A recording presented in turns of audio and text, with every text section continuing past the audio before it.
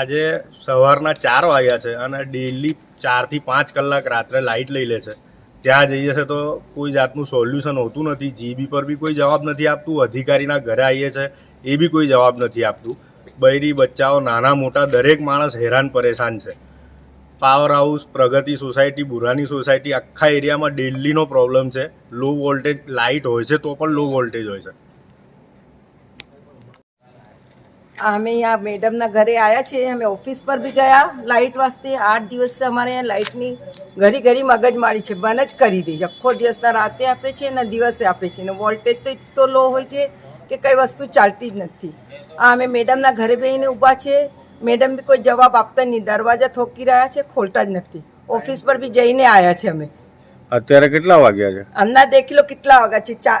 4 વાગ્યા 1 વાગ્યાથી પરેશાન થઈ ગયા છે ને 10 દિવસ 4 વાગ્યા છે. 10 દિવસથી મગજમારી છે લાઈટ 1 વાગ્યા છે. અમે અહીંયા પરેશાન ઊભા છે મેડમના ઘરે બી. રોજ રાતે લાઈટ જાય છે.